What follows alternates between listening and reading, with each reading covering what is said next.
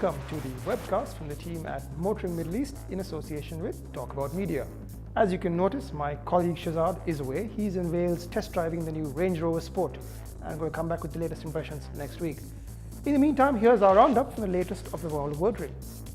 This week, Shahzad drives the new Lexus IS in Japan. BMW has launched a new 4 Series, and Aston takes the roof off their gorgeous Vanquish. Shahzad's been in Japan all week, not on a holiday but actually driving the new Lexus IS, which now comes to us in an all-new body and of course a new engine, which is the IS 350. The looks are a little questionable because the car is, in my eyes, looks like a melted chocolate biscuit, but Shahzad says it looks great in the metal, and the interior is stunning as you'd expect from the new range of Lexus. There is an 8-speed automatic, and it does the odd 0 to 100 sprint in about 5.6 seconds, for a top speed of 230 kilometers per hour. That compares pretty favorably with the Cadillac ATS, so we're looking forward to bringing those together for an exciting twin test.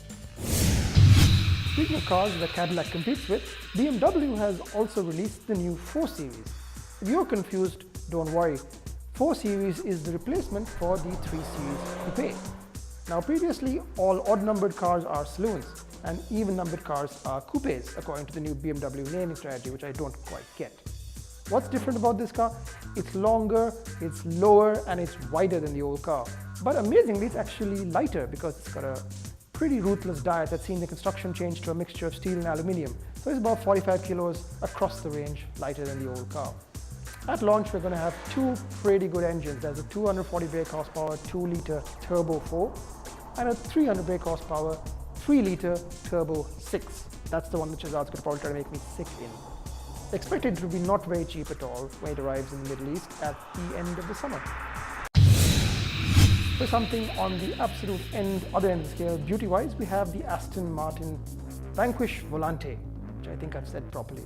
Volante is, of course, Aston's name for convertible, because all the other good names like Roadster, Convertible, Cabrio, Spider have all been trademarked by other people who paid lots of money. Copyright issues aside, it is absolutely stunning, as you'd expect from Aston Martin. In every respect, it is probably the prettiest convertible on sale today. Under the hood, nothing's changed, still a 6-litre V12 putting out a lot of horsepower, and we probably also won't like it. If you read our Vanquish review, the earlier car had lots of issues, and we have hopes that the Volante fixes most of them. That is, if they actually ever let us drive one again. And spinning right round to the absolute end of the scale, spectrum, and whatever else you call it, we have the Peugeot 301, the car which I have driven. I will admit that I've driven it, and that's all that I'll admit. It has absolutely the worst engine I've ever possibly had the displeasure of experiencing. It was incredibly gutless. The looks are typically French, which means you won't find it in a car park, and the interior is awful and cheap and plasticky and built by the Spaniards, which is not a problem with the Spaniards, but more a case of it just looks really cheap. However, our own Fraser Martin has also driven the car, and he liked it quite a bit, so maybe, hell, what do I know? You can read of this story and all of our other stories on our website. And of course, follow us and get all the latest news from the world of motoring on our Facebook page, which is facebook.com/Motoring Middle East.